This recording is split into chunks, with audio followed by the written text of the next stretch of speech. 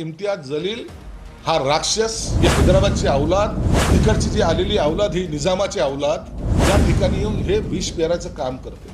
त्याला सोडणार नाही मी.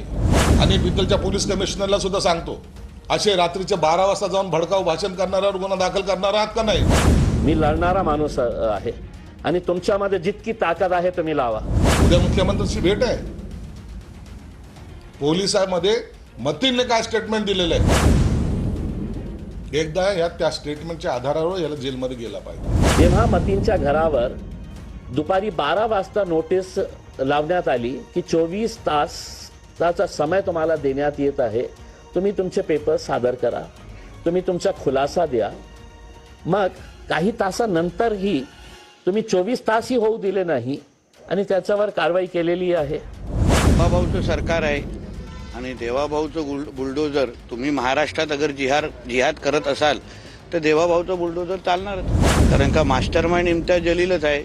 ज्या पद्धतीने निदा खानच्या संदर्भात सातत्याने तिची बाजू घेण्याचं काम, म्हणजे जिहादचं बाजू घेण्याचं काम हाच इम्तियाज जलील करत होता. महाराष्ट्र को हरा कर देंगे म्हणणारा हाच इम्तियाज जलील होता. तर त्याची जागा बाहेर नाही, जेलमध्ये आहे. त्याच्यामध्ये अनेक किती असे घरं आहे जे भारतीय जनता पार्टीचे निवडून आलेले कॉर्पोरेटर्सचे आहे. हे डॉक्युमेंट्स आहे आमच्याकडे. आज जाणार आम्ही महानगरपालिकेच्या आयुक्तांना हे दाखवणार आहे की तुम्ही लिहिलेले आहे या डॉक्युमेंटमध्ये की हे इल्लीगल कन्स्ट्रक्शन आहे, त्या कॉर्पोरेटरची सदस्यता रद्द करा, हे तुम्ही लिहिलेले आहे. मार्चचा ऑर्डर आहे तुमचा. मग का करण्यात येत नाही याच्यावर कारवाई? की फक्त तुमची सरकार आहे? मग या देशामध्ये, या राज्यामध्ये दोन कायदे आहे. इम्तियाज जलीलसाठी वेगळा कायदा आहे आणि ह्या भारतीय जनता पार्टीचे किंवा शिवसेनेचे लोकांसाठी वेगळा कायदा आहे. मतीन पटेलचंच नाही, तुझं बी घर इलिगल आहे, त्याची सुद्धा चौकशी करायला मी आयुक्ताला सांगणार आहे. तपासायचे परमिशन. हा नाकाने कांदे सोलतोय ना, याची परमिशन एकदा तपासा. परमिशन प्रमाण त्याचं बांधकाम आहे की नाही तपासा.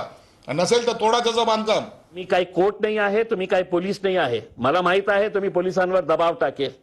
तुमची सरकार आहे, तुमची हुकूमत आहे, पण मी पोलिसांना सहकार्य करेल आणि तुमच्या बोलण्याप्रमाणे आता तुमच्यावर जबाबदारी आहे.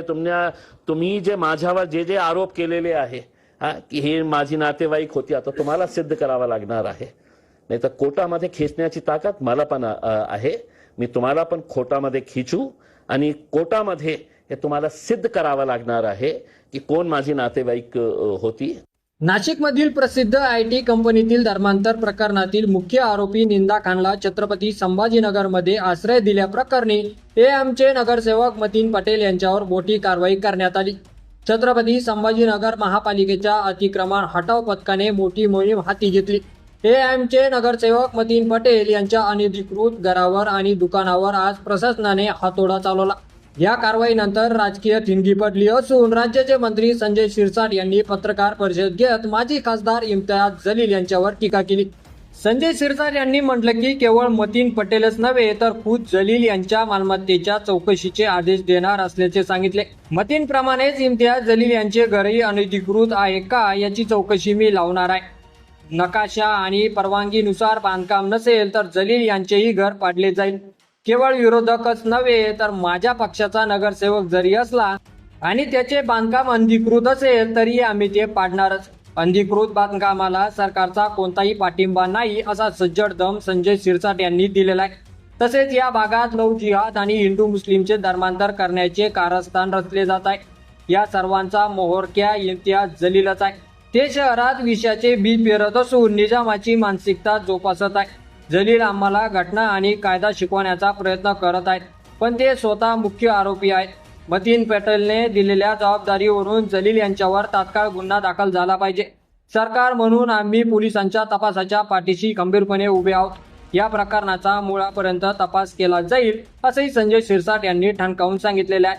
तर संजय शिरसाट यांच्या प्रतिक्रियेवर तुमचं मत आपल्या कमेंट बॉक्समध्ये लिहायला अजिबात विसरू नका आणि असेच नवीन व्हिडिओ पाहत राहण्यासाठी आपल्या मराठी एल्गार या YouTube चॅनलला सबस्क्राईब करा.